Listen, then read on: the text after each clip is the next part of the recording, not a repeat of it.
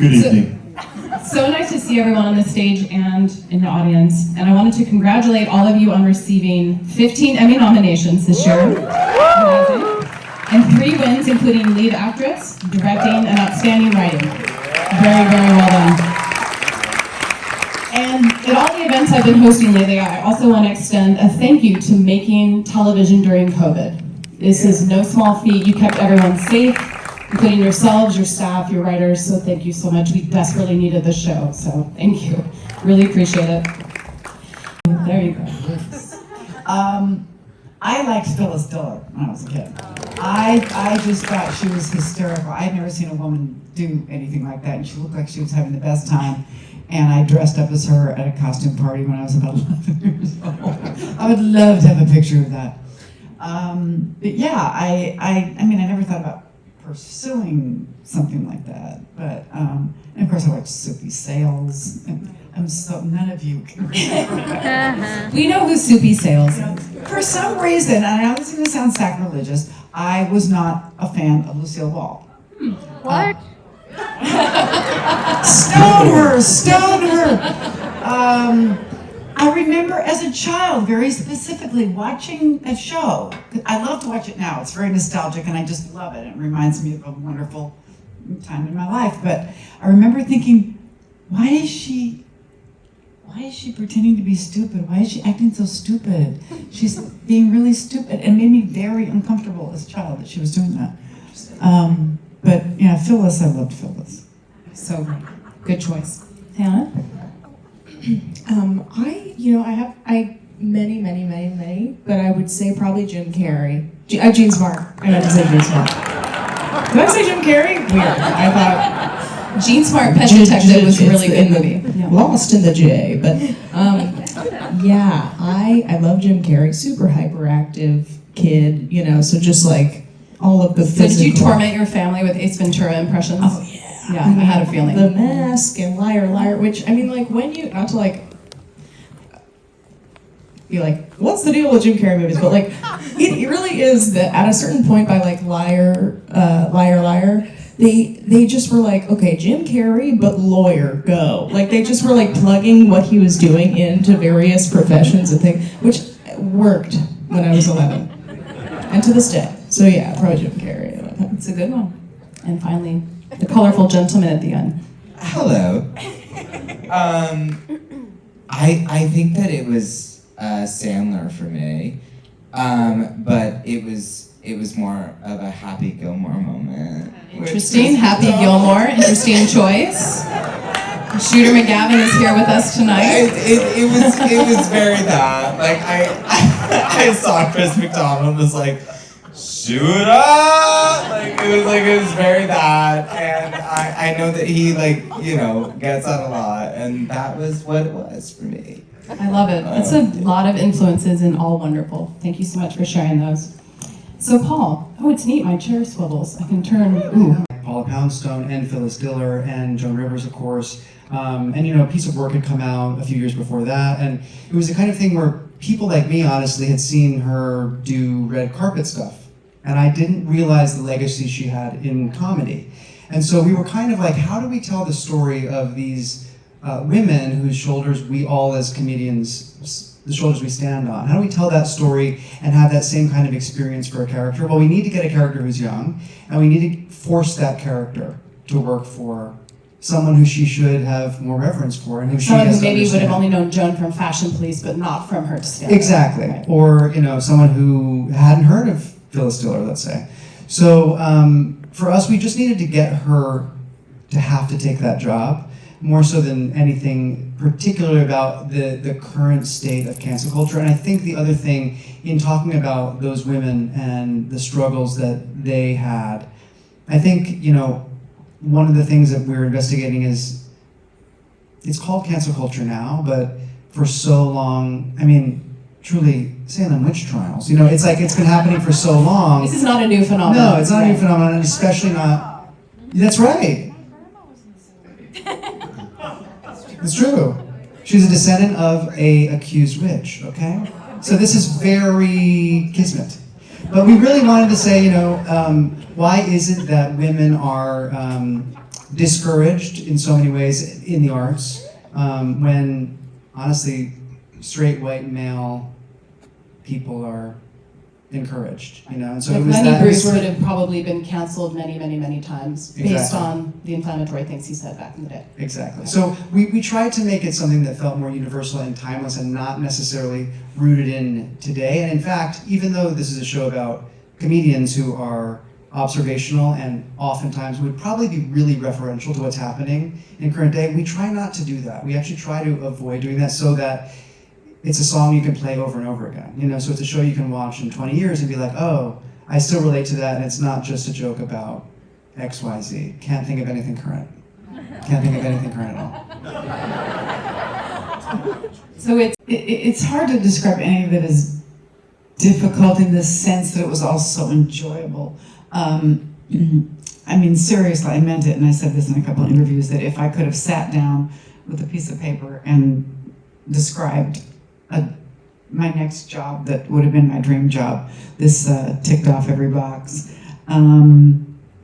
Certainly there are things that I kind of identify with Deborah. I tend to keep my feelings close to my chest. I sometimes use humor to deflect, you know, difficult, you know, feelings, difficult situations. But her bitterness, I don't identify with at all. Her holding a grudge kind of thing, I don't understand that. I think I'm a little nicer than her. you seem to be. And she's actually a good person. I mean, she's actually a nice person, and she treats, you know, people, you know, who work for her kindly and everything, until they piss her off, and then, you know, all bets are off. But Did you know many female comedians in your career? Did you work with people who were living this life at all?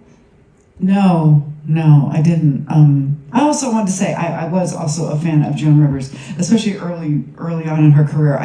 The woman was amazing. She was like a machine gun in that sense, a little bit like Robin Williams, that mind that just, she'd spit out 5 jokes at a time, knowing that at least one was going to get you to guffaw, and by the time you caught your breath, she'd set 5 more your way. I mean, she really was amazing, and I feel bad for younger people who have only seen her when she was being, you know, kind of catty on the red carpet. That wasn't really what made her famous and brilliant.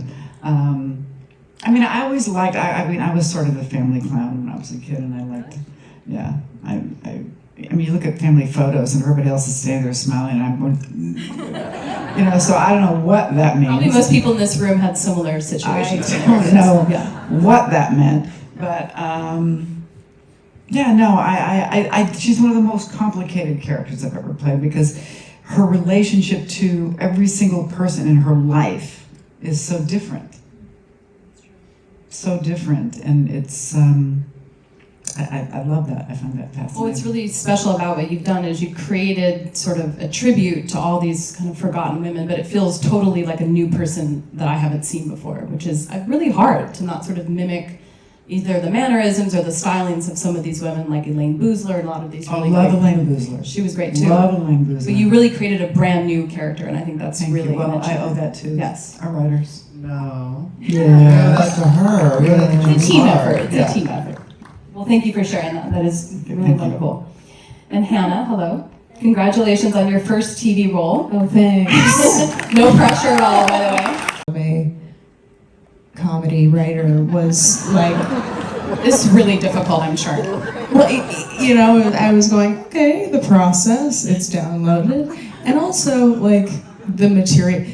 I always say, like, it is a credit to the direction and the material itself that a novice was able to come in and sort of grasp it. It is familiar to me because Ava is sort of like an amalgamation of various characters and people that I encounter, and Pauly, Jen, and I just come from a similar world, being performers. They've all been live performers at some point, and at one point or another, Paul currently, you know, like, so. And do you see the difference in the writing when you know the people who've written it are also performers? Can you tell? I mean, yeah, a lot of our writers are performers, or have been at some point. Almost everyone in the writer's room, and so it does help. I mean, so much, yeah. Well, you did a great job. Oh, It's a big, not, I wouldn't say burden, but a big responsibility to carry the show alongside this incredible person. So really, your scenes together are very She's magical. tall, so I could just She's hide. very tall, yes. You did a good job hiding. And Christopher, hello, nice to see you again. So we have grown to love your performances as total assholes in so many projects, so thank you for that. And how does it feel when people are like, we need a total asshole Christopher McDonald? Does that make you feel good? We need an asshole. McDonald! It's, listen, every story has to have one, because you have to have that kind of contention going on. And he does move the plot quite a bit, because, if I didn't kick her out for Friday, That's Saturday right. nights, Well, I did want to say this is a new version of that archetype, because this person's very vulnerable. We see him, having romantic feelings for this person. What do you think it is about Deborah that is so problematic, but also so attractive to Marty? First of all, she's gorgeous. She's, well, clearly, yes. But inside and out, and we have a history. It goes back, and we have had little tete-a-tetes here and there. But when you're at the Palmetto for 25 years, I mean, you're going to have these ups and downs, and it's not really my decision. It's the board I have to answer to. So I just think there's a romantic thing, because God, she's funny. She makes me laugh. And we have that history, and that makes it really good. And I really am a fan of hers. And I said that's in the episode you saw tonight. But she hates me. Which is kind of fun, though, at the same time. It's kind of like, push me, pull me kind of thing. Anyway, that said, I think that's the joy of playing Marty. I may look like the bad guy, but the fact that they're right, it's got a heart of gold, and he's truly heartbroken when he has to tell her this news after, having his way with her. So, oh, by the way, you're done. Oh, wow. So anyway, you know what I'm saying? It's just basically, it's written so beautifully, and it starts with the words, and we, as an actor, you can't, I've been at this a long time, you can't really, to live in that world where you guys write and make all this stuff so magical, then you read it on the page and go, oh my God, this is going to be so much fun. So it's such a joy to play.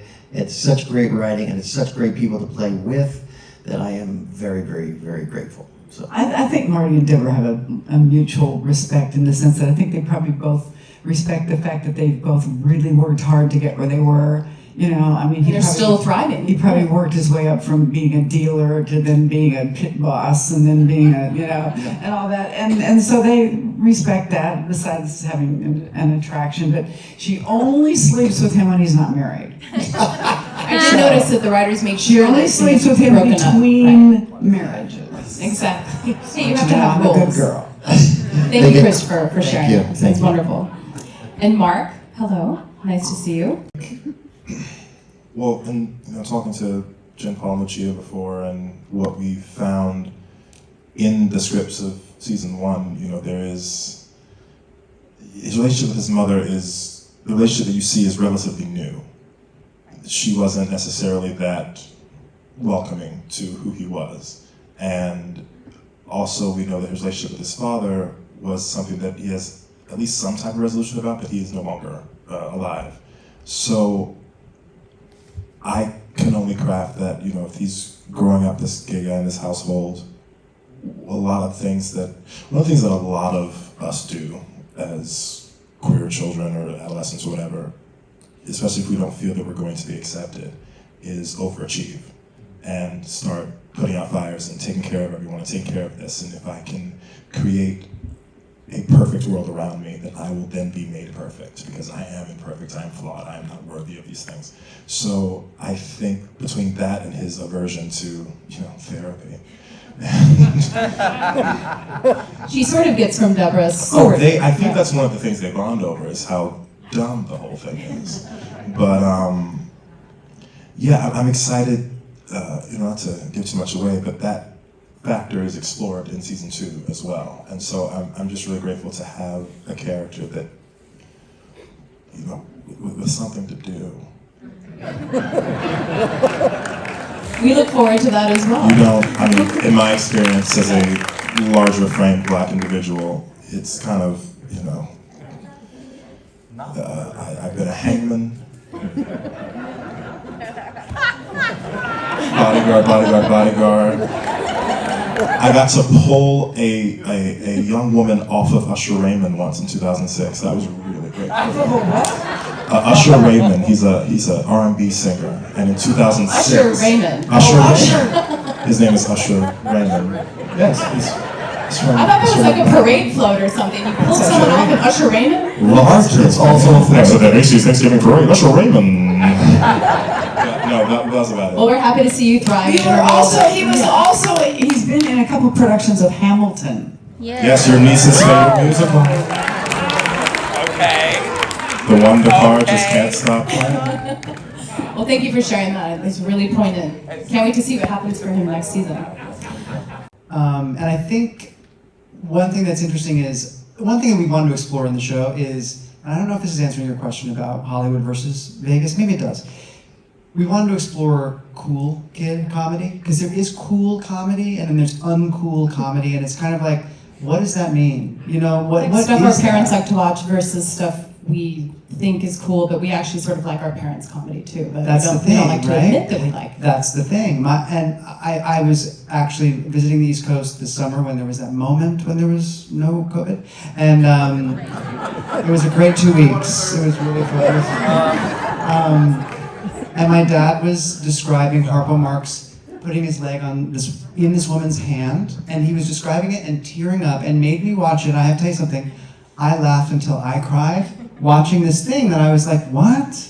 He puts his leg on a woman's hand? That's problematic. You know, I was like, this is Can't bad. do that now. But so I think that we wanted to explore the fact that there, you know, is room for everything, and that there should be no such thing as cool comedy, even though it's hard not to be judgmental. I don't know. I don't know if I answered that at all. Well, Hannah, in your comedy career as a stand-up, do you find yourself writing content that you hope everyone will enjoy, or do you find yourself thinking, well, only people under 32 are going to get this, but I think it's funny, so I'm going to do it anyway? Like, what's that push-pull like for you?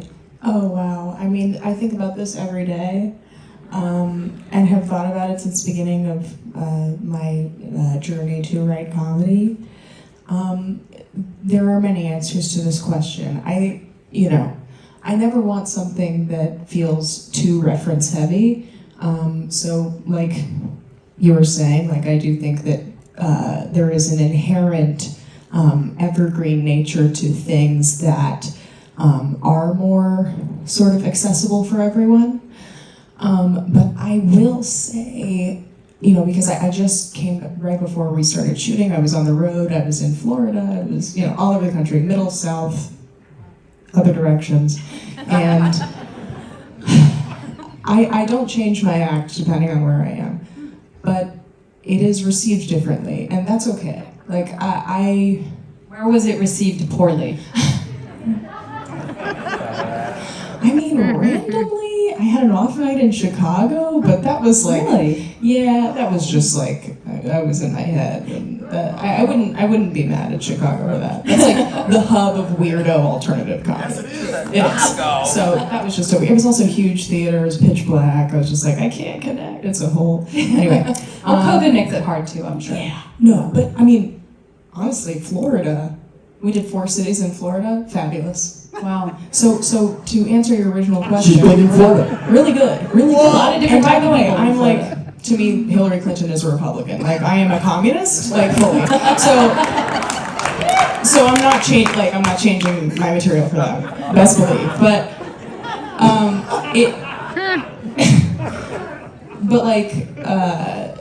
it's like our show explores this. This is also something that I believe, the Vegas Hollywood thing. It's like, a laugh is a laugh, Mel Brooks said in a recent Vanity Fair article, that we are the jesters, not the kings. A laugh is a laugh, and those laughs are valuable if you bring someone joy. That's a great thing, but I do think that you have to be intentional, because we're getting to a place where we can now examine what we are laughing at, who we are laughing at, And that is what I think my generation of comedians is giving more of a care about. Yeah, I do, yeah. And before we run out of time, I'd love, Jean, for you to weigh in. What have you learned about comedy making the show that you hadn't thought about before? Either the sort of mechanics of a joke, the way it's told, the strategy behind, because we see Deborah taking notes along, she says something funny and she writes it down. What have you learned that has stuck with you, that has made you appreciate the art form?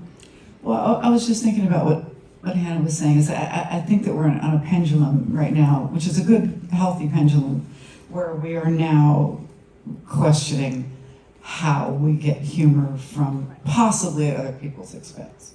That's one thing I've always taught my children from the time they could understand anything I was saying, was that don't ever get your pleasure from somebody else's pain. Do not ever get entertainment from somebody else's discomfort.